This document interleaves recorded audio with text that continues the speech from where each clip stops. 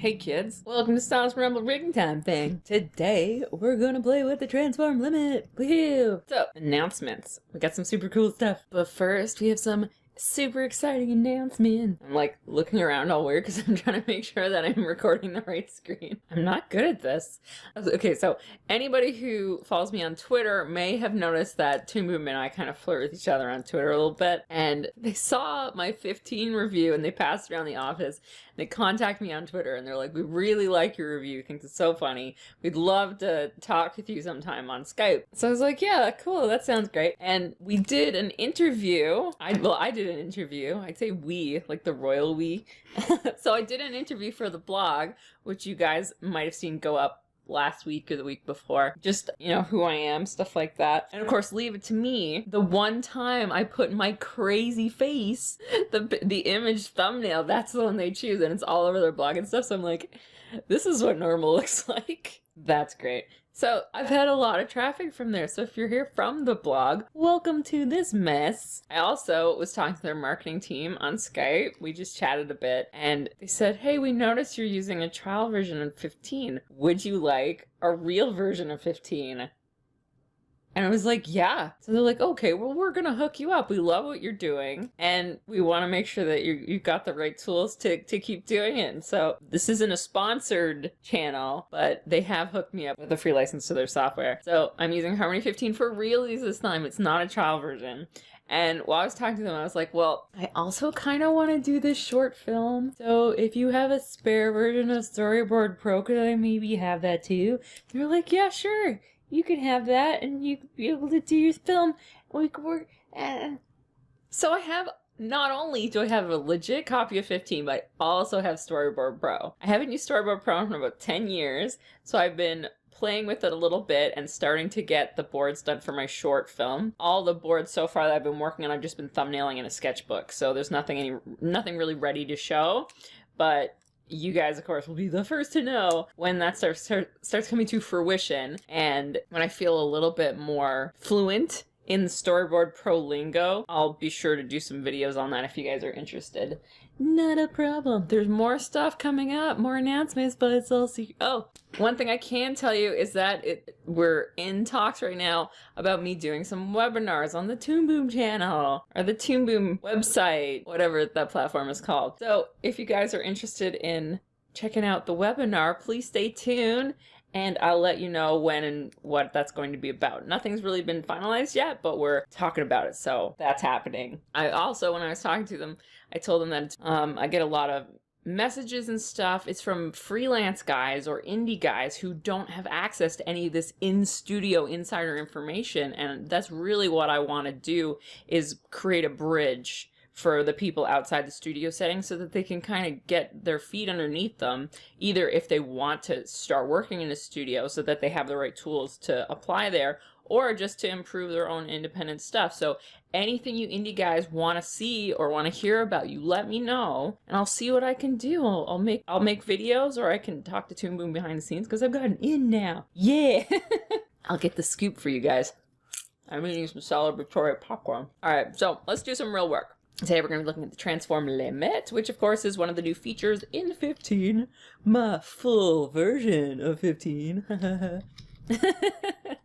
So it can be found in your constraint tab, all that guy in there, and you hold Alt just like your pegs and you can just sneak it in here. Is this a different, yeah, it's a different color than the peg, it's a little bit darker, but let's just look at these guys. So remember, when you click on your boxes, it's going to tell you what it's looking for. The first one's looking for a switch, and that's going to be this constraint switch. Bloop. So we can talk about him a little later.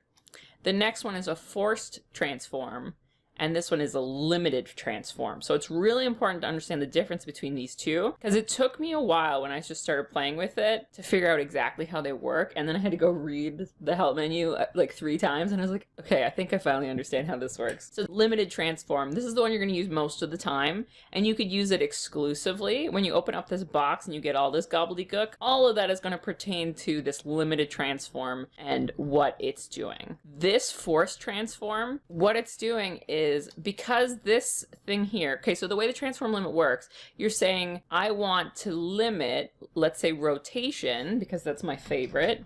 So I'm going to say I want you to do 0% rotation on this arm. My pivot points and stuff are not set up yet, so it's going to look a little bit weird. But now when I rotate my character, the arm here is not going to rotate. So this is super useful if you have dangly stuff like little tassels or little like hangy bits on your toque because it's getting wintry out there. Everybody's working on their Christmas specials. It's super cool. But the way it works, it doesn't just talk about this guy. It says anything up this chain is going to be ignored. So there's two ways to say, okay, stop ignoring things. And one of them is this force transform. So if I only want it to ignore this one, I can take this shoulder and bypass it. So now anything above here is going to control that, but the arm itself won't control that. So this is kind of a silly thing to do here. But more often, what you're going to do is grab something like the master peg. Let me just grab his master peg and pull it down. And we can plug that into the center port. And now this is not going to affect it. But anything below that is going to ignore that rotation. So there is a little bit of a better way to do that, in my opinion, but that's what the force transform does, okay? It just tells it, so wherever up this hierarchy you want it to stop ignoring things, you plug it in there. The other way to do that is going to be down here with your ignore parents box, and we'll get to that in a minute. Let's start at the top and work our way down. Boop, boop, boop. So the active, similar to the other features, this is a 0 to 100 kind of a blend. So you could say 50% in here. You could actually give it a half value. And then it's going to kind of half rotate. I quickly adjusted the pivot point so you can see it a little better. But here, so it's moving about half of what it would, and then you can set it at 0, and that's going to turn this off. So you do have the ability to turn this off or have it work at something a little bit less than 100%. I'm just a big fan of 100%. I'm like, yeah, just do this stuff. This is super. Switch effects, active value. So that's talking about this here, and whichever one's in here you want to put information on, you can just type it on in here, and you can apply different curves and stuff if you're feeling like really advanced and fancy. So if I set this active value to XYZ and I turn my rotation to 0, it still works. Then I set this to 0 and it does exactly what it does during the active value one. So this says that it's going to limit the effects, but it doesn't seem to do that. So I think I'm missing a step there. Personally, I'm just going to leave it on active value and just put things on the one that I want it to work with. That one doesn't seem to do what I would expect it to do. And you have all your dealies here. So XYZ translate. You could turn all those down to 0, 0, 0. If for some reason you wanted to translate something without this coming along, but you still wanted it to rotate. So this would be a good idea, I think, if you wanted to do a series of cogs or something that all rotate at the same speed, or 4 wheels that you want to rotate at the same speed. You could have them all share a master peg, but then rotate independently on their own axis by limiting its transformation. That's useful. I can see things for that.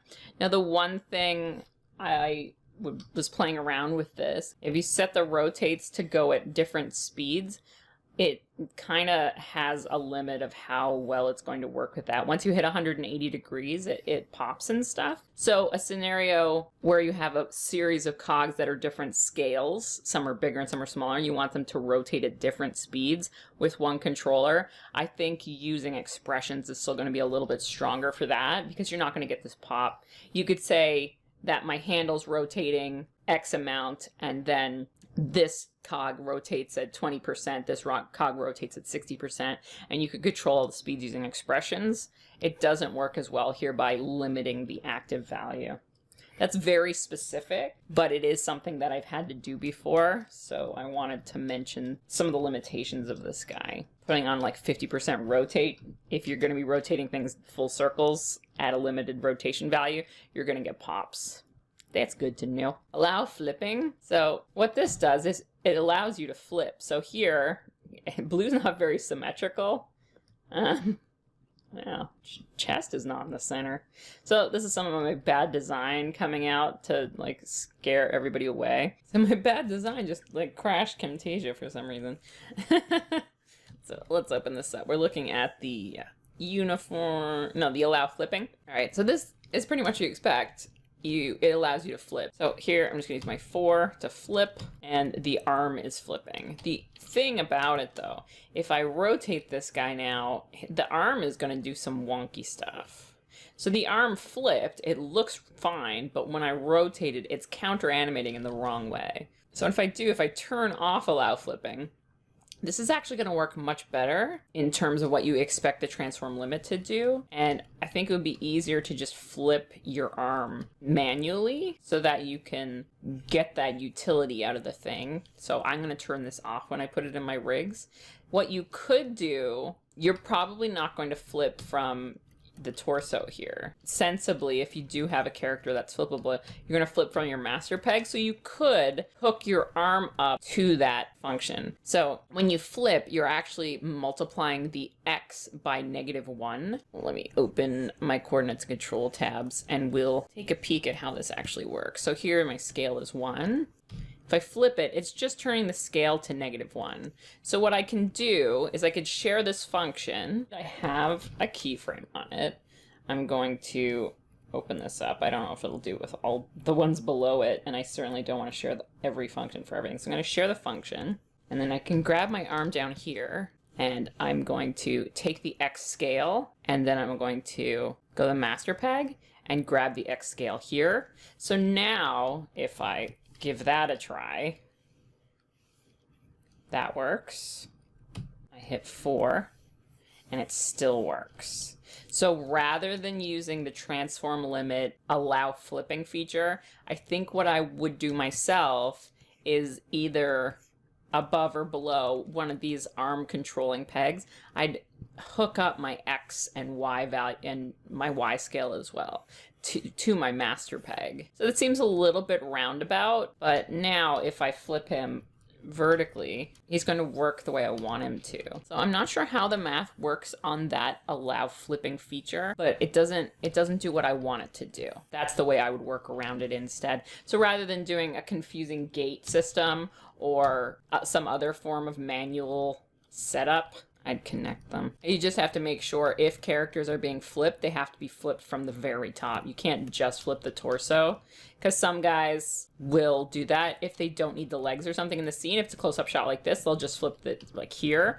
So it's something that you have to put in your rig notes or when you talk to the animators. It has to be something that's across the board if you're working on a bigger scale. Uniform scale. I keep calling this unicorn scale. This just forces that the scale of the vertical horizontal to say 1 to 1. So if you're squashing and stretching, you can see it's keeping the scale of your arm. So if you turn it off, it kind of scales the way you'd expect it to, which, oh, it does affect this stuff. Weird. Yeah, I can see that making sense.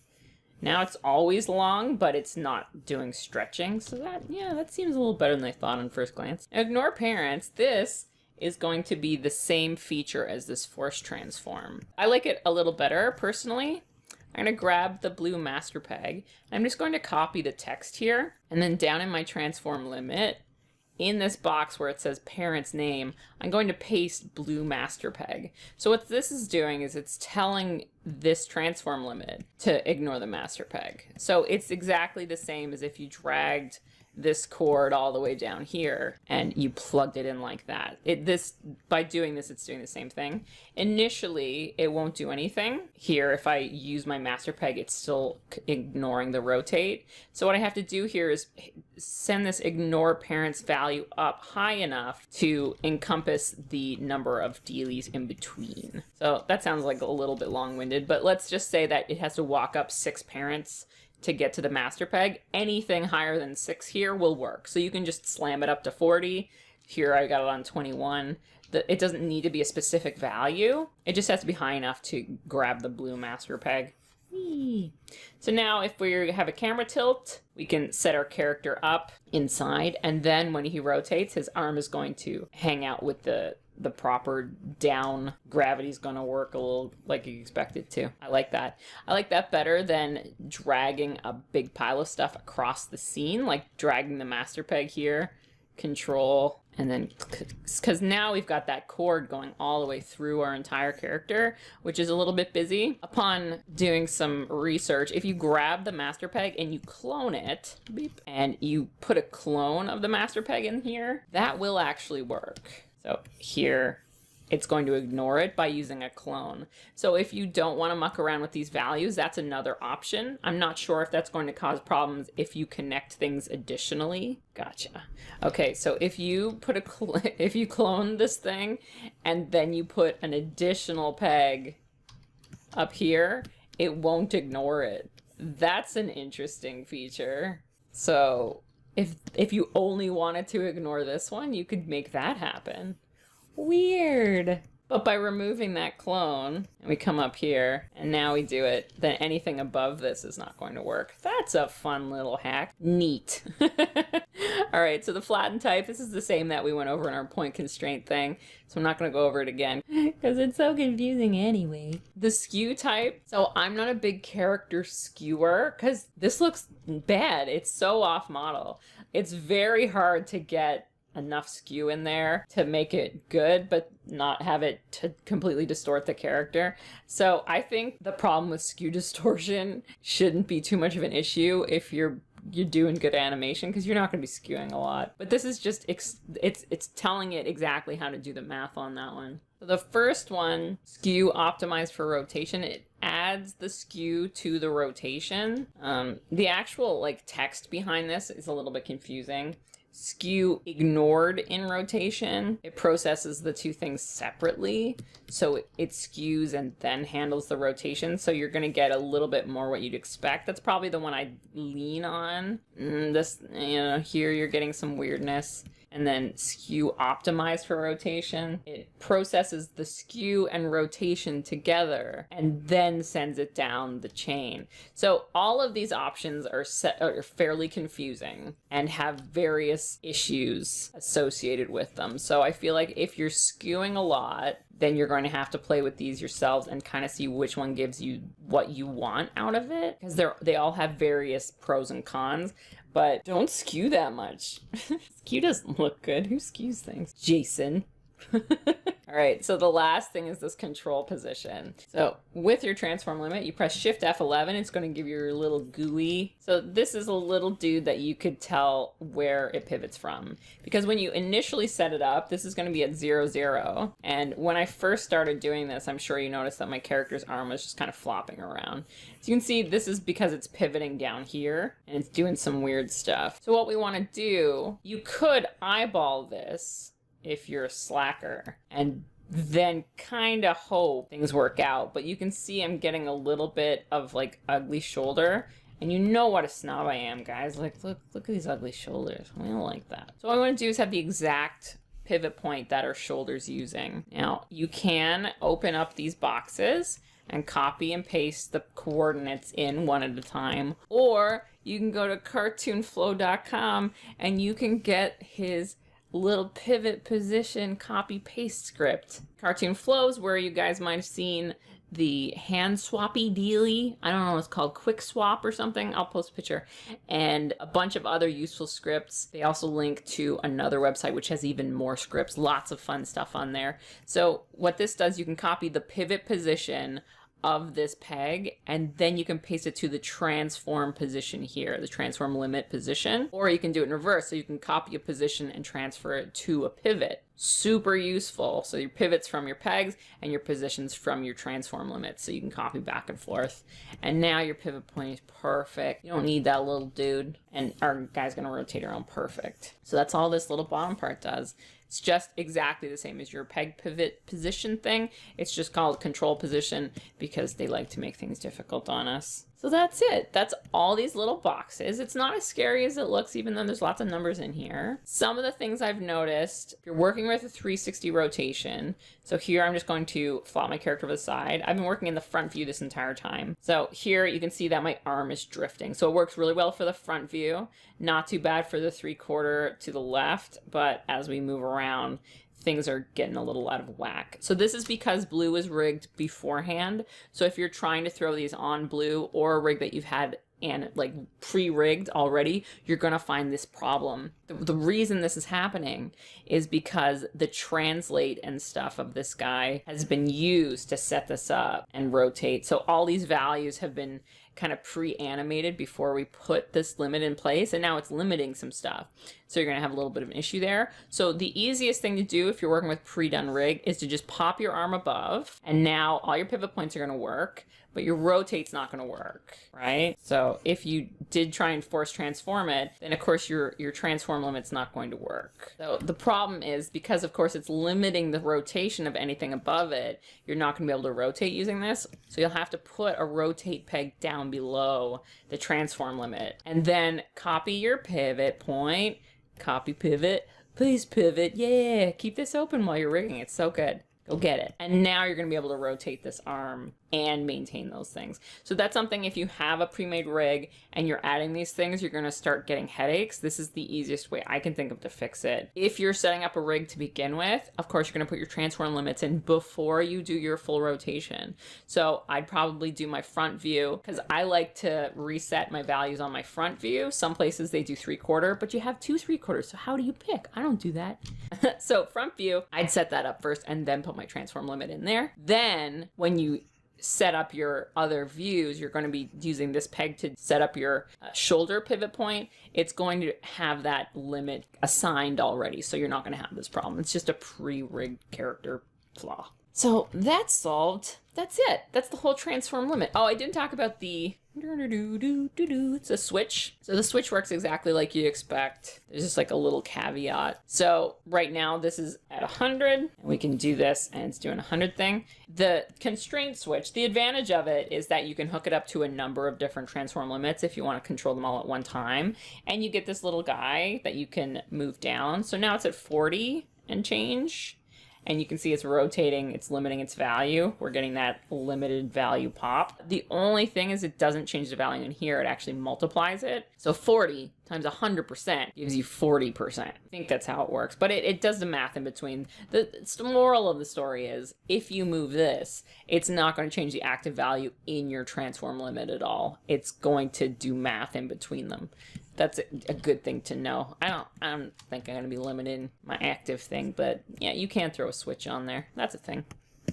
All right, so that's it. Hopefully you're feeling real confident about your transformation limit. It took me a million years to go through this. I didn't think it would take this long, so I'm gonna have to do some other stuff on some other videos. Dynamic spring is coming up. We can combine that with the 2-point constraint. That's fun. But we're starting to make our way through some of this new stuff. I'm not going to do 15 all the time, 100%, because there are guys out there that don't have it. And I don't want to be like neglectful to my 14 and 12 friends and my Animate Pro 2 guys. I still have a license for that, turns out. So thanks for dropping by. There'll be more news soon on various things coming up. I might be doing some live events, going to places with a human setting where I hear you talk to faces of other people's faces with your face. Not sure how this real life thing works, you guys, but I'm gonna work on it. Thanks for dropping by. Like, share, subscribe, all those things internet people ask you to do, and I will see you in the next video.